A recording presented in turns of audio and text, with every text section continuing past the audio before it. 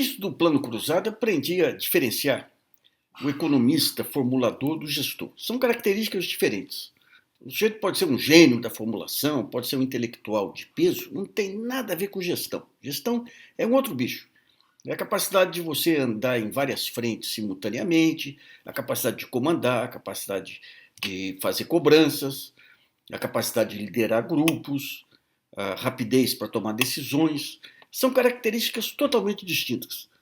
Isso aí eu aprendi lá atrás, quando veio o plano cruzado, que os principais intelectuais do plano cruzado foram para a fazenda, intelectuais respeitáveis, muito lidos, muito eruditos e tudo, e paralisaram a fazenda porque não aceitavam os tecnocratas do governo, porque achavam que eram fiéis ao regime militar que tinha acabado. Então travou tudo. Se não fosse lá o João Batista de Abreu, que era um funcionário exemplar lá, a fazenda teria paralisado. De lá para cá continuou esse jogo. Quando vem o Plano Real, por exemplo, pega um Pércio Arida, o Pércio é um dos grandes formuladores do Plano Real, um intelectual de peso em relação à inflação inercial, daí colocam ele para presidir o Banco Central, depois o BNDES também.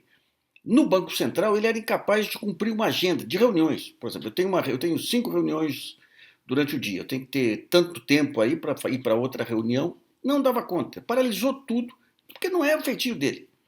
O intelectual é um bicho totalmente diferente do gestor.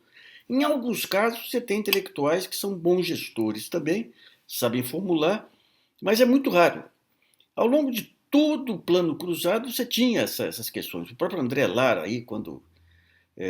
No Banco Central é um pouco diferente. O Banco Central é que nem uma mesa de operações. Mas vamos pegar, então, o Paulo Guedes. O Paulo, ele outro dia, o Valor Econômico trouxe uma boa reportagem com ex-sócios do Paulo Guedes. O que dizem dele?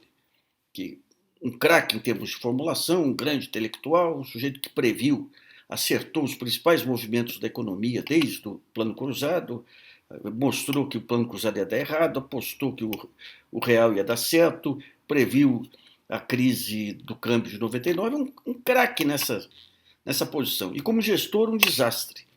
Inclusive como operador. Ele ganhou muito dinheiro no Pactual, que você tinha um grande operador do lado dele, ele fazia a estratégia, o operador ia atrás. Quando ele resolveu tomar conta do próprio negócio, perdeu muito dinheiro, porque ele não é. O intelectual é diferente. O processo. Você tem o Ortega y Gasset que falava muito: o intelectual é o sujeito que cria desculpas para não tomada de decisão. Então, Paulo Guedes, como gestor privado, ele já era uma complicação. Quando você vem para a área pública, o gestor público é totalmente diferente. Na área pública você tem processos que não são claros.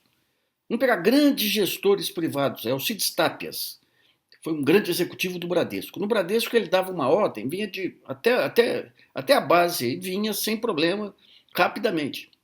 Vai no governo, você tem primeiro problemas da falta de transparência dos processos. São tantos procedimentos, tem que seguir tantas portarias, leis e tudo, que qualquer coisa emperra o jogo. Então, se você vem de fora sem esse conhecimento, você emperra o jogo e vai na conversa também dos burocratas aí que criam, põem na gaveta lá, criam toda sorte de dificuldades para quem vem de fora e não conhece o meio. E depois, cada decisão de política pública você tem que negociar. Você toma uma decisão na fazenda, você impacta diversos setores, impacta a opinião pública, impacta comércio internacional. Então, sem você saber como se portar nessas situações aí, você paralisa tudo.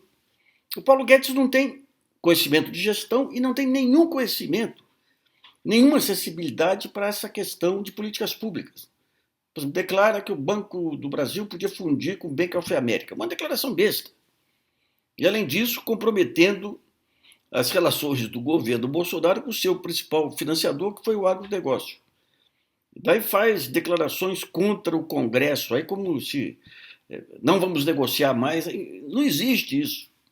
Vai até o Eunício de Oliveira, lá presidente do Senado, faz desaforo, faça o seu orçamento que nós faremos o nosso ano que vem. Teve que o Eunício explicar para ele que o orçamento do ano que vem tem que ser aprovado este ano. Então, como todo neófito em área pública, o que ele quis? Pegar todos os poderes, montar um superministério, e a imprensa cai nessa, né? Nunca houve um ministro tão poderoso que nem Delfim. O Delfim não tinha esse superministério.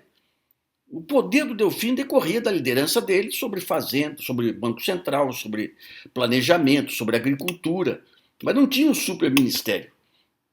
Quem tinha superministério era o João Bafo de Onça, vocês nem devem se lembrar. Era o João Santana, que foi um superministro da infraestrutura do Collor, lá não sabia administrar um boteco. Não sabia administrar um boteco, nunca.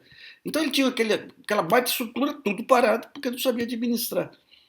O Paulo Guedes ele quer pegar o trabalho para ele, agora o CAD, que é o Conselho Administrativo de Direito Econômico, que em qualquer país civilizado é ligado ao Ministério da Justiça, que visa defender o consumidor contra a concentração de poder, contra cartéis. Ele quer trazer para o lado dele para quê?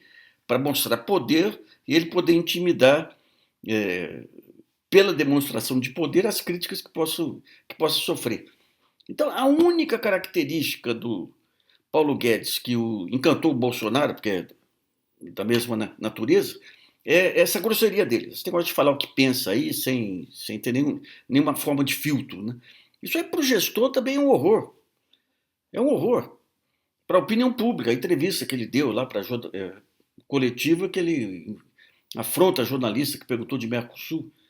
Então, a possibilidade de dar certo com esse superministério é muito pequena. É muito pequena. Vamos ver se vem uma luz de bom senso aí para que ele se dê conta das suas limitações, das limitações políticas e não cometa tantas loucuras assim.